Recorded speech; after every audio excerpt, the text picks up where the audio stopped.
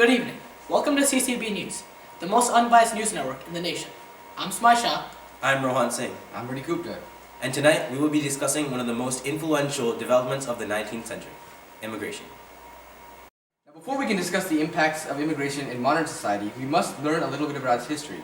To provide us with more insight about where immigration started, we are joined by our consulting Trump University graduate, Anurag Arasan. Anurag, tell us a bit more about immigration prior to the 1800s.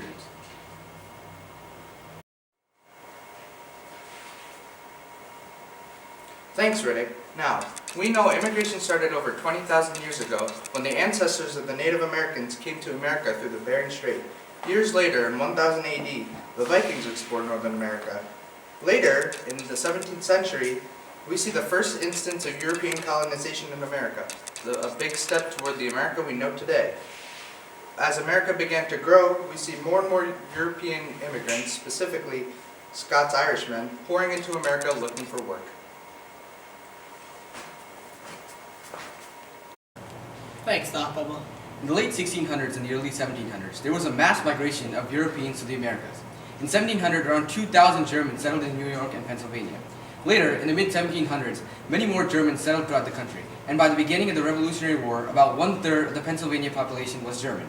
In order to escape the troubles of their native countries, a number of Scottish and Irish people made their way to America in the 1600s. That was some great input. Thanks, guys. Now moving on, let's discuss the key developments of immigration in the mid-1800s. In order to discuss these developments, let's talk to renowned RVCC graduate Rohan Anthony.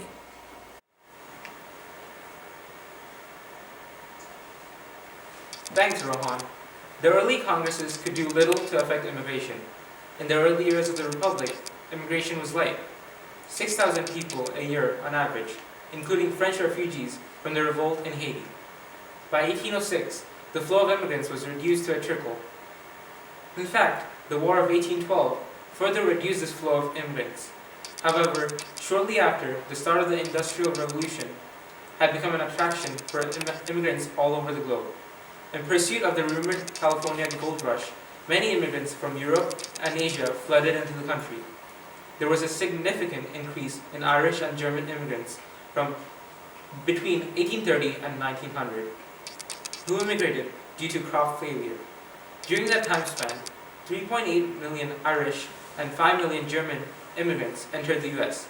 In fact, 60,000 immigrants per year tripled in the year 1840 and quadrupled in 1850. It was one of the causes for significant population increase. Back to you guys. Thanks, Mr. Anthony. Now, the sudden increase in immigration has been aided by the introduction of transoceanic ships, which cut down the travel time from over 10 weeks to just 10 days.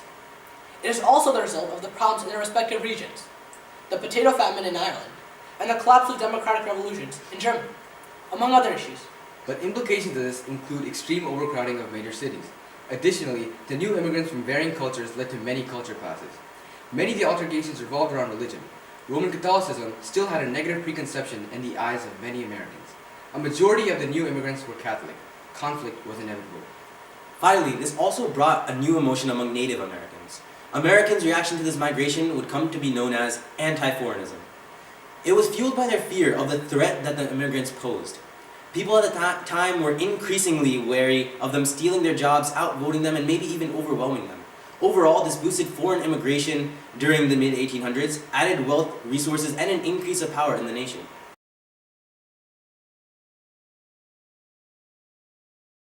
I lost my crops, my home, my job. I have nothing to live for anymore. Is there a way I can escape this horrible life? Is there a way for me to live happily anymore? A place where there are jobs and my family and I can live in peace.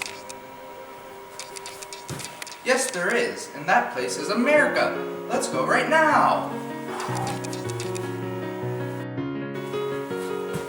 Wow, we're in America. This is New York City. There are so many jobs right here. And I can finally make a living. So come to America today and help make America great again.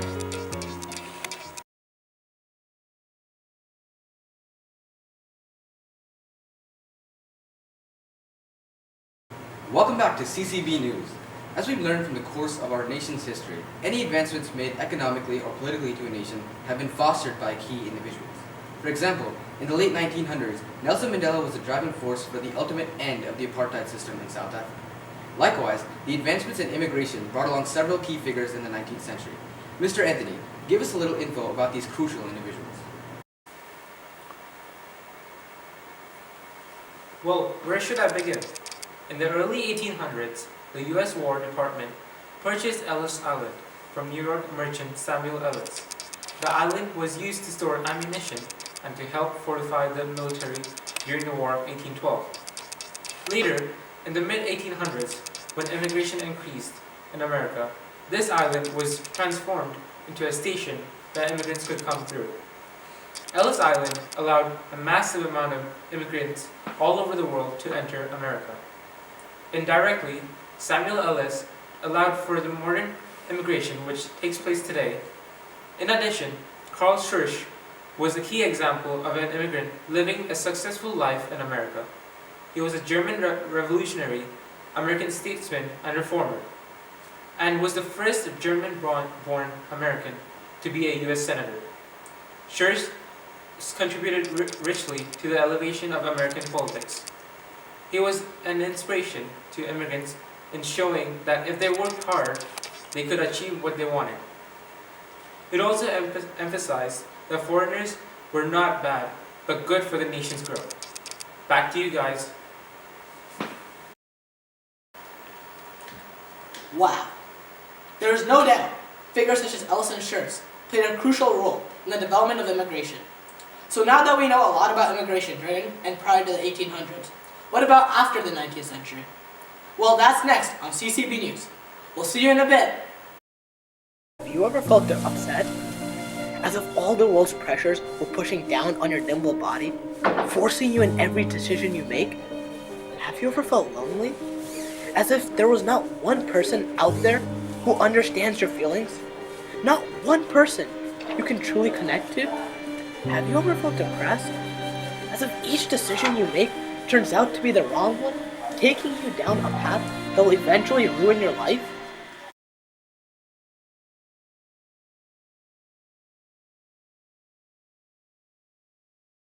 The last bit of this segment revolves around the impact and after effects of immigration. But before we can discuss this, we must learn about immigration after the Industrial Revolution. Once again, we go live to RIT graduate Anurag Arasan for more information. I thought he was from Trump University. Thanks, Mai. From the period between 1890 and 1940, westward movement had begun to slow down. This was a direct result of it being the period of heaviest immigration from Europe. Immigrants from these European nations would end up mainly settling in East Coast cities. In 1907, America and Japan formed the Informal Gentlemen's Agreement, which prevented Japanese workers and families from coming to America in return for racial equality in California. Despite the hostilities toward the Asian population, for Mexicans and Jews, Armenians, America provided refuge. After World War I, in 1914, tensions started to rise. America began to limit the flow of immigrants due to suspicion of foreign nations. During the Great Depression, many recent immigrants returned to their country due to the economic depression of the U.S. Back to you guys.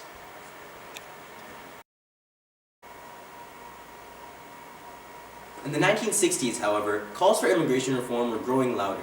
The quota favoring Western Europe was gone, replaced by one offering more hope to immigrants of all nations.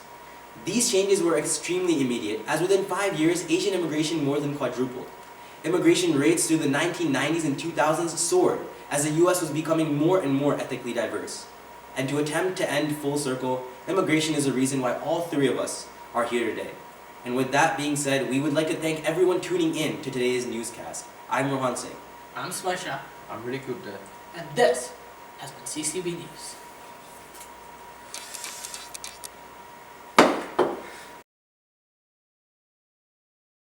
Good evening. Welcome to CCB News. Okay.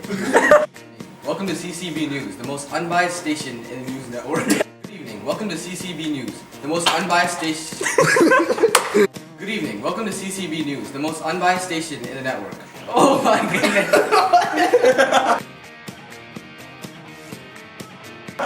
Good evening. Welcome to CCB News, the most unbiased station in the network. Oh my goodness.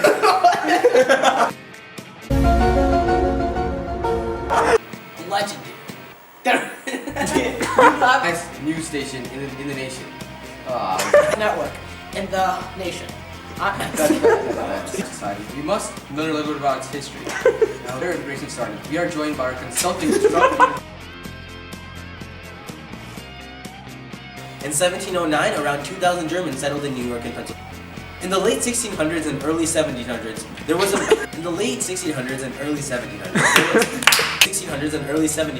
was a mass migration of Europe. Why? What happened? Also great. Thanks, Rohan. Now, 20,000 years ago, the not the Vikings. Vikings? When What? We didn't even do anything. Come on, man. The last bit of this segment revolves around the impacts and What? These changes were extremely immediate, as within 5 years, Asian people. Smile, why'd you hit it? CCB News.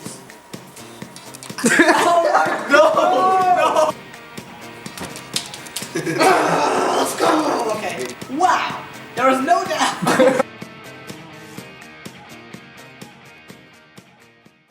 I'm bread and butter of this organization. You cannot take me out of here.